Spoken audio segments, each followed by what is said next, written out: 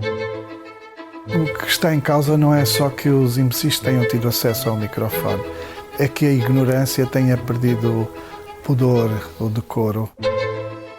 Viva! Está com o Expresso da Manhã, eu sou o David Diniz.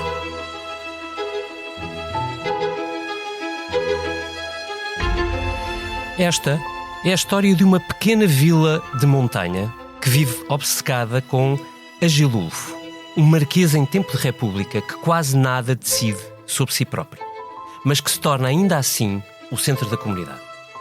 A vila, com os seus boatos, a sua cobiça, a sua fé frágil, funciona como um laboratório moral. Prefere certezas fáceis à evidência, transforma a imbecilidade em espetáculo e em identidade. Essa vila, uma casa e um homem bastam para falarmos de um século inteiro. O autor desta fábula é Walter Ugumem, um dos mais prestigiados e mais lidos autores portugueses de hoje, de sempre. Convido-vos agora a entrar neste livro com ele, hoje que ele o apresenta em Lisboa. E já agora que tentemos perceber o que é que este século dos imbecis nos diz sobre nós e sobre o mundo em que vivemos. Caro gestor de conta, stop. Solicito crédito pessoal, stop. Máxima urgência, stop. Manuel, stop. Caro Manuel, stop. Agradeço o seu telegrama, stop. Por que não faz online, stop? Online, stop. Sim, stop. Na app Caixa Direta, stop. Caixa, stop. E aprovam rápido, stop. Mais rápido do que um telegrama, stop. É mais fácil andar para a frente quando confiamos no que está para trás. Peça o seu crédito pessoal na app Caixa Direta e receba a resposta em minutos. Caixa, 150 anos virados para o futuro. Caixa Geral de Depósitos S.A. registada junto do Banco de Portugal sob o número 35. Walter Ugumem, é um prazer ter-te aqui no Expresso da Manhã. Obrigado. Obrigado, eu. Tenho muito gosto em vir aqui conversar contigo, David. Obrigado. Vou pedir-te que comeces por aqui. Como é que nasceu esta vila, este marquês e esta casa, e o que é que te levou a escrever uma alegoria tão próxima do nosso tempo? Sentido de perigo? Sim, inclusive é uma perplexidade. Tenho estado atónito com os passos que o mundo vai dando, que a humanidade vai dando, no sentido de se destituir de o ser. E por isso não podia ficar quieto. Há bastantes anos, eu sou sobretudo um autor fascinado pela poética, pela linguagem, e tenho ocupado o meu tempo nessa folia e também nessa fúria. Mas não consigo deixar de ser um cidadão comprometido, com tendência para viver um pouco na Lua, mas eventualmente da Lua vê-se melhor a Terra como um todo, e por isso não podia ficar indiferente. Sabes, eu acho que o que está em causa de verdade neste instante é a possibilidade de mudarmos de paradigma no que diz respeito à humanidade. É eventualmente sobrevivermos como bicho, mas um bicho que vai atender a um projeto que não é verdadeiramente o projeto humano, não é aquilo que nós esperaríamos que fosse alcançado. E por isso não posso ficar quieto. Esse marquês que tu dizias, esse Agilulfo, é uma figura fantástica que propõe no livro uma imensa fantasia, que é de subir na montanha a ficar brilhante, descer na montanha a ficar burro, não é? Isso. E ele é uma espécie de... é usado para uma parábola, e se quiseres, no livro não se fala em telefones nem em tecnologias, mas se quiseres o Agilulfo é uma espécie de telemóvel que vai nas mãos de toda a gente, ou que nas mãos de qualquer pessoa deixa a decisão de saber se vamos usar esse instrumento para nos abrilhantarmos com o conhecimento, ou se usamos esse instrumento para nos rirmos da ignorância e do emborrecimento. Interessante. Tu, aliás, numa entrevista ao Público, a propósito já deste livro, falaste dessa perplexidade e dessa frustração que sentes. Nós, na tua opinião, deixámos de nos mover pelo conhecimento e regressámos a uma certa infantilidade. A pergunta que eu te faria é: tu achas que isso, nos seres humanos hoje, no nosso mundo, é um movimento consciente?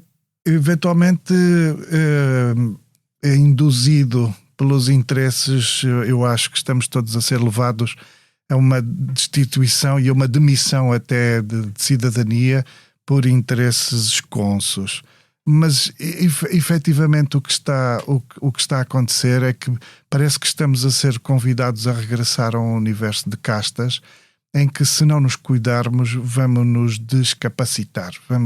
Vamos ter multidões de indivíduos que vão ser cada vez menos capazes de fazer, vão ser cada vez menos capazes de pensar, e estão numa cidadania que já não é só uma cidadania de um qualquer consumo, mas uma cidadania de observação. Vamos ser uma plateia, uma imensa plateia de gente puramente passiva que é alimentada por alguma coisa que lhe é fornecida e que por isso propende para uma desresponsabilização, porque quem vê tendencialmente não faz nada, não é? Ver não é fazer. Por isso somos desresponsabilizados, o que nos liberta, que nos dá assim uma espécie de fortuna de infância, não é? Mas também porque não temos culpa de nada, forma. Mas condena-nos porque quem deixa de fazer deixa de ser gente também, não é? Olha, no teu livro, aquela vila parece precisar daquele protagonista para se organizar, ainda que saiba das suas fragilidades. Ou se calhar, admito eu, até por sentir nessa personagem as mesmas fragilidades que a vila tem.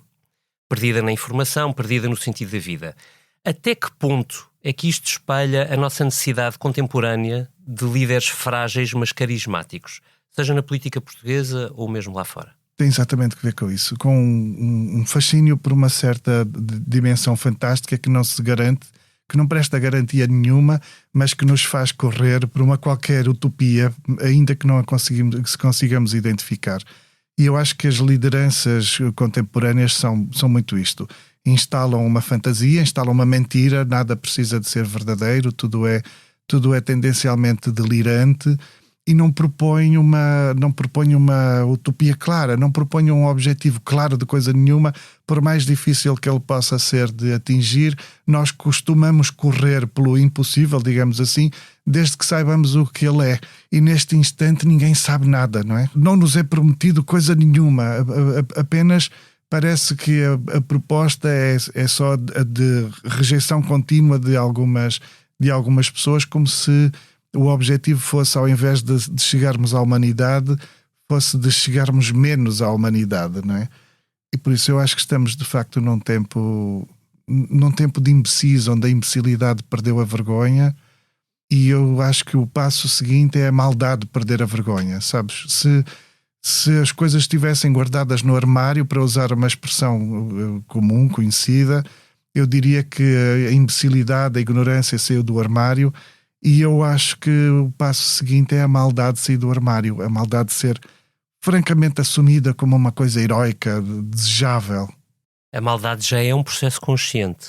A maldade já não é um processo já não é como a ignorância. A ignorância pode não ser um processo consciente. Exatamente, porque a ignorância eventualmente queria deixar de o ser, não é? Queria deixar de existir. A maldade é outra coisa, mas eu acho que estamos a um instantezinho de nada para que a maldade seja assumida.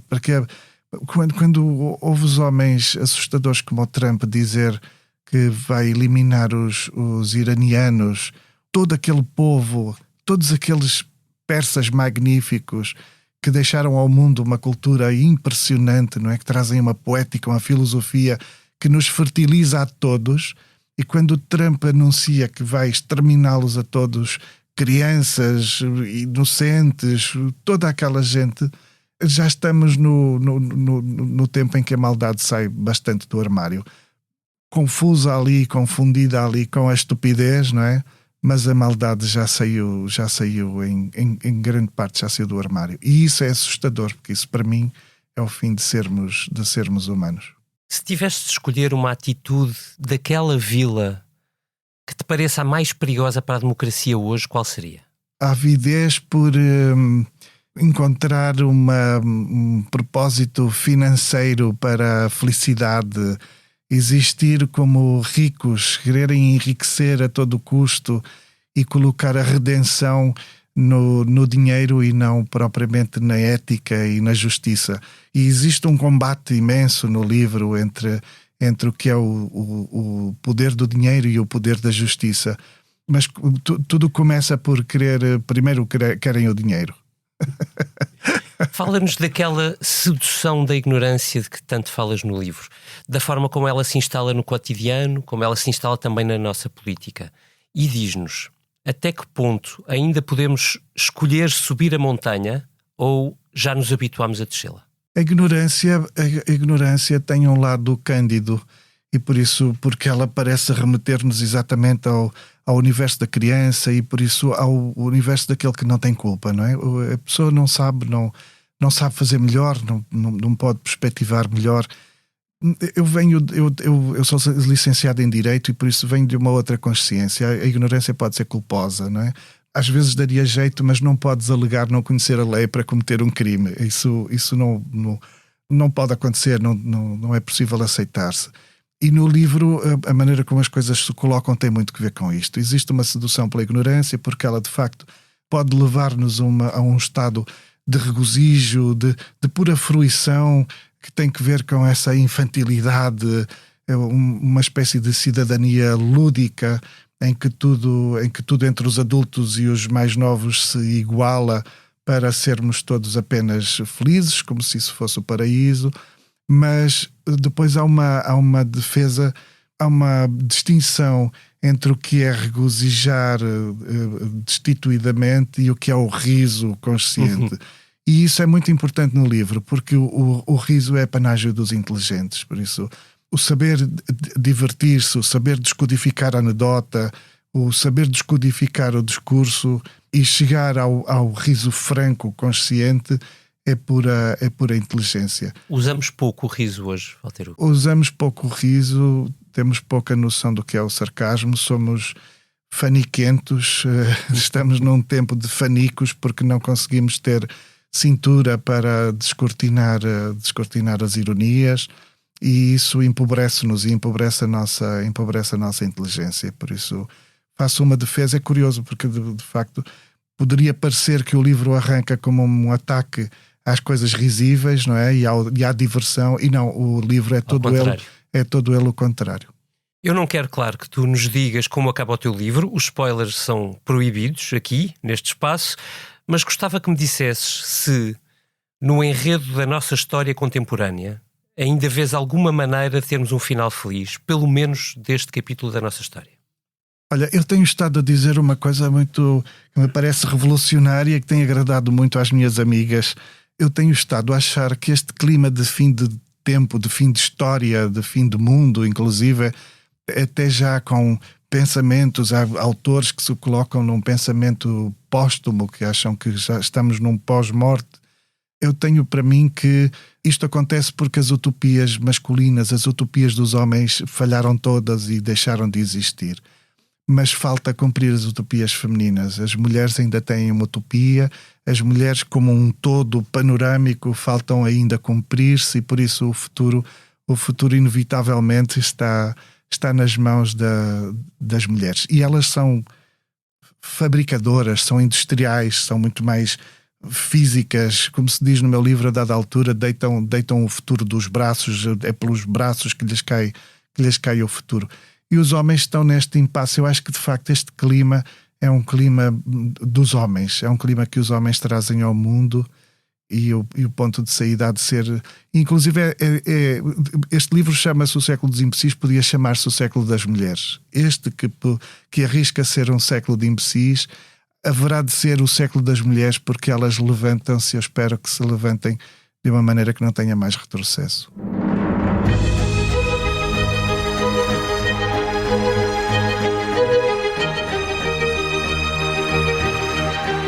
Assim que nos acompanha, deixo-lhe a recomendação lógica de leitura deste Século dos Imbecis.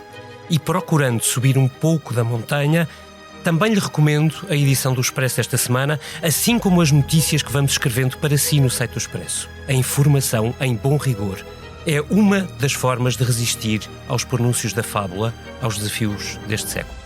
Tenha um bom fim de semana. O Expresso da Manhã volta no domingo com o Paulo Baldaia.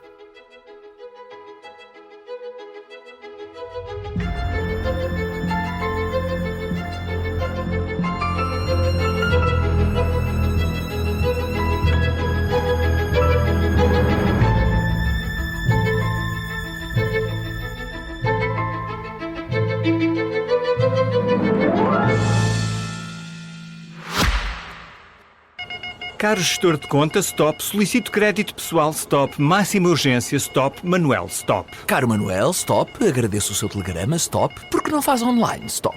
Online, stop. Sim, stop. Na app Caixa Direta, stop. Caixa, stop. E aprovam rápido, stop. Mais rápido do que um telegrama, stop. É mais fácil andar para a frente quando confiamos no que está para trás. Peça o seu crédito pessoal na app Caixa Direta e receba a resposta em minutos.